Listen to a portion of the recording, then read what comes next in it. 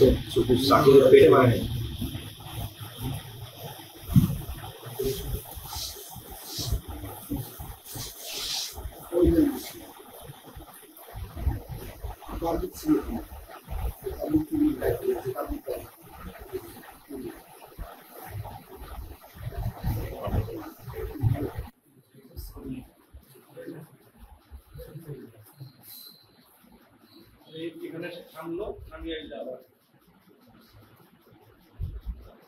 আমরা যতদূর ঘটনাটা জানতে পারছি, সিজু মিয়া নামে এক ব্যক্তি, তিনি গাইবান্ধা সদরের বাগুড়িয়া গ্রামের অধিবাসী। তিনি গতকালকে রাত 8:40 সময় আমাদের সদর এই সাগাটা থানায় সে আসে এবং স্বাভাবিক অবস্থায় এসে সে ডিউটি অফিসারের কাছে জিজ্ঞাসা করে যে তার একটা মোবাইল ফোন হারিয়ে গেছে, সেই হারানো মোবাইল ফোনটা সংক্রান্ত বিষয়ে সে জিডি করতে চায়। কিন্তু আমাদের ডিউটি অফিসার লিটন তখন ছিল, ডিউটি অফিসার তাকে বলার চেষ্টা করে যে আপনার মোবাইল নাম্বার, যে ফোনটা হারিয়ে গেছে সেই ফোনের আইএমইআই নাম্বার, এগুলো কিছু তথ্য বা আপনি কোথায় বাসিন্দা। তো তিনি সেই সময় 15 থেকে 20 মিনিট সদর আমাদের ডিউটি অফিসারের কাছে ছিলেন, কিন্তু তিনি এই সংক্রান্ত কোনো তথ্য দিতে পারেন না। পরবর্তীতে 9টার সময় তিনি সাগাটা থানা থেকে বের হয়ে যান। আমরা সিসিটিভি ফুটেজও আপনাদেরকে দিয়েছি।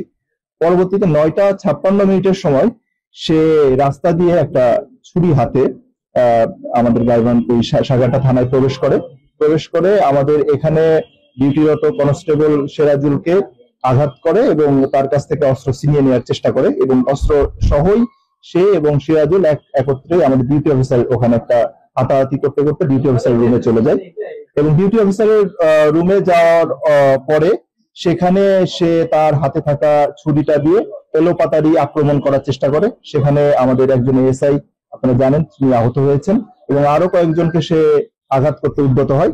পরবর্তীতে 9:57 সে ওই ছুরি হাতে নিয়ে দৌড়ে এখান থেকে ডান দিক দিয়ে চলে যায় এবং এই থানা এবং এলাকাবাসী তারা রাত্রে এই সে যে পাইলট স্কুলের পাশে যে পুকুর আছে সেই পুকুরে সে লাফ দেয়, সেখানে খোঁজাখুঁজি করার চেষ্টা করে। রাত্রিবেলা আমরা ফায়ার সার্ভিসকে খবর দিয়েছি, ফায়ার সার্ভিস এসেছে, কিন্তু রাত্রে পুকুরের গভীরতা 20-25 হাত হওয়ার কারণে রাত্রেবেলা তারা অভিযান পরিচালনা করতে পারেন নাই। পরবর্তীতে সকালবেলা ফায়ার সার্ভিস অভিযান পরিচালনা করে এবং সেখান থেকে লাশ উদ্ধার করে, সিজু মিয়ার লাশ উদ্ধার করে। পরবর্তীতে আমরা তার নাম, ঠিকানা, পরিচয় জানতে পেরেছি। এই বিষয়ে মোটামুটি আমাদের কার্যক্রম চলমান আছে, একটা মামলা রুজু করার প্রক্রিয়াধীন আছে, ইডিও মামলা আপনারা বুঝতেছেন। তো আপাতত আমাদের কাছে এই তথ্য আছে, পরবর্তীতে মামলা চলমান অবস্থায় আছে, পরবর্তীতে আমরা তদন্ত সাপেক্ষে আরো বিস্তারিত তথ্য জানাতে পারবো। এখনো সুরতাল করা হয় নাই, তো এখন আঘাতের চিহ্ন ম্যাজিস্ট্রেট আসছেন, ম্যাজিস্ট্রেট আসার পর সুরতাল করার পর এই সংক্রান্ত তথ্য জানা যাবে। তারপরে লাশ ময়নাতদন্তের জন্য গাইবান্ধাকে প্রেরণ করা হবে। আমরা ধারণা করছি সে পানিতে ডুবে মারা গেছে। তার মোবাইল সেটটা এখনো কোথায় হারাইছিল মানে সে বলতে পারে না, কিন্তু আমরা তার এখনো পর্যন্ত মোবাইলটা উদ্ধার করি নাই। তবে একটা কল লোকেশনে যেটা দেখা যাচ্ছে গাইবান্ধা সদরের মধ্যে একটা লোকেশনে। এইটা তো সে আমাদেরকে বলে নাই, তাকে সেই কারণেই প্রশ্ন করা হয়েছিল যে আপনি এখানে কেন আসছেন, আপনার তো যাওয়ার কথা ছিল গাইবান্ধা সদর থানায়।